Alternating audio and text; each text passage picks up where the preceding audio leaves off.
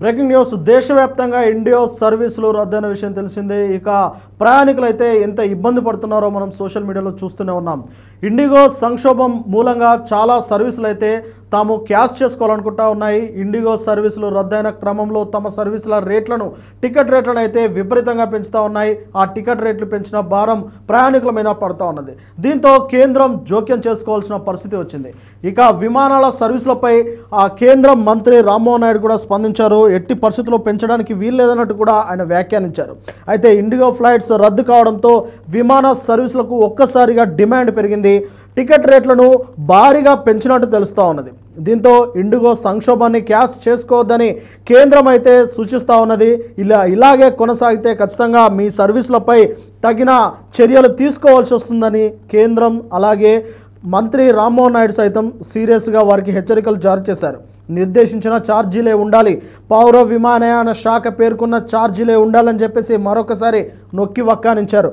మొత్తం మీద 10 రూట్లలో దాదాపు 10 రెట్ల అధిక ఛార్జీలు పెంచినట్టయితే తెలుస్తూ ఉన్నది. మొత్తం మీద ఇండిగో సంక్షోభంతో గగనతల ప్రయాణం ఒక్కసారిగా కాస్ట్లీగా మారిపోయింది. అది విమాన టికెట్ల ధర పెంపుపై కేంద్రం సీరియస్ అవుతా ఉన్నది. సంక్షోభాన్ని క్యాష్ చేసుకోవద్దని ఎయిర్లైన్స్కు శనివారం హెచ్చరికలు జారీ చేసింది. కేంద్రం నిర్దేశించిన ఛార్జీలను పరిమితులకు ఖచ్చితంగా పాటించాలని స్పష్టం చేసింది.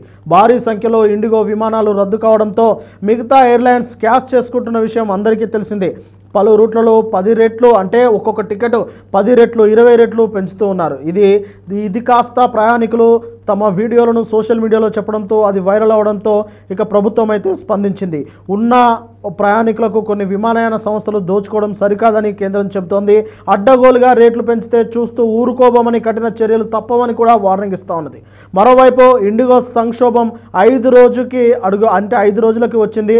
దేశంలోని పలు ప్రధాన నగరాలైన ఎయిర్పోర్ట్ల వద్ద ప్రయాణికులు నిరీక్షణ కొనసాగుతూ ఉన్నది. హైదరాబాద్, ఢిల్లీ, ముంబై, కలకత్తా, చెన్నై తదితర నగరాల్లో ఇదే పరిస్థితి కనిపిస్తూ ఉన్నది. ప్రయాణికులకు ముందస్తుగా సమాచారం ఇవ్వకుండా ఎయిర్లైన్స్ ఇలా రద్దు చేసుకోవడం, ఇండిగో ఎయిర్లైన్స్ రద్దు చేసుకోవడమే ఈ వివాదానికి కారణంగా తెలుస్తూ ఉన్నది. అయితే ఎయిర్పోర్ట్లో హెల్ప్ డెస్క్ల వద్ద ప్రయాణికులు ఆందోళన వ్యక్తం చేస్తూ ఉన్నారు. ఇండిగో సిబ్బంది తమతో మూర్ఖంగా వ్యవహరిస్తున్నారని ప్రయాణికులు సోషల్ మీడియాలో వైరల్ చేస్తూ ఉన్నారు. అయితే ముఖ్యంగా ఏదైతే మనకు భారతదేశంలో ఎక్కువగా నడిచే ఎయిర్లైన్స్ వ్యవస్థలు ఒక్కసారి చూసుకున్నట్టయితే ఎయిర్ ఇండియా, ఇది టాటా గ్రూప్కు చెందిన ఎయిర్ ఇండియా విస్తార, అంటే గతంలో ఉన్న విస్తారతో ఇది విలీనమైంది. ఇప్పుడు ఎయిర్ ఇండియా అతి కాస్ట్లీగా అలాగే అతిపెద్ద విమాన సంస్థగా ఉన్నది. దాని తర్వాత ఎయిర్ ఇండియా ఎక్స్ప్రెస్, ఇది మధ్యతరగతి పేదలకు అందుబాటులో ఉన్నప్పటికీ ఇది కూడా మన భారతదేశంలోనే నడుస్తూ ఉన్నది. దీని తర్వాత మనకు అన్ని ప్రయాణాలకు మధ్యతరగతి నుండి స్థాయి వ్యక్తులకు కూడా అందుబాటులో ఉండేది ఇండిగో. ఇది లో కాస్ట్కి సంబంధించిన ఇది ఫ్లైట్ సర్వీసులు కాబట్టి ఇండిగో అనేది దాదాపు 2000 నుండి 2500 ఇండిగో సర్వీసెస్ అనేది మన భారతదేశంలో ఎప్పుడు నడుస్తూ ఉంటాయి. వీటితో పాటు ఆకాశ ఎయిర్, అలాగే స్పైస్ జెట్, అలాగే ఎయిక్స్ కనెక్టెడ్ ఇతర ప్రాంతాలకు సంబంధించినవి కూడా కొన్ని ఎయిర్ ఇండియా, అలాగే Fly Big, Star Air, Indian One Air ఇలా కొన్ని అయితే సర్వీసెస్ ఉన్నాయి. ఇక ఎయిర్ ఇండియా అంటే ఇండిగో మూతపడడంతో ఈ సర్వీసులన్నిటికీ అన్ని టికెట్ రేటు అయితే విపరీతంగా పెంచేశారు.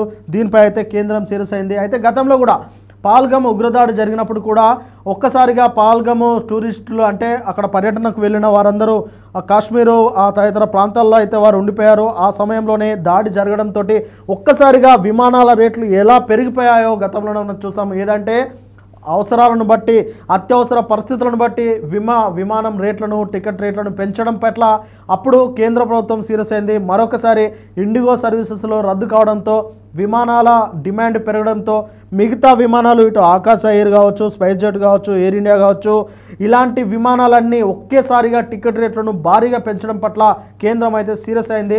మొత్తం మీద వాటిని తగ్గించుకోవాలి, ప్రజలకు అందుబాటులోకి తీసుకురావాలన్నట్టు కేంద్రం అయితే ప్రయత్నం చేస్తూ ఉన్నది. చూడాలి మరి ఇండిగో అయితే ఇప్పటికైతే అది అంటే ఇండిగో CEO స్పందించినట్టు డిసెంబర్ 15 కల్లా మొత్తం సమస్యలు ఒక కొలిక్కి వచ్చేస్తాయి. డిసెంబర్ 15 తర్వాత ప్రయాణికులకు పూర్తి స్థాయిలో అందుబాటులోకి వస్తుంది ఇండిగో అని చెప్పేసి వారైతే చెప్పారు. చూడాలి మరి దీనిపైన కేంద్రం ఇంకెలాంటి చర్యలు తీసుకోబోతుందో.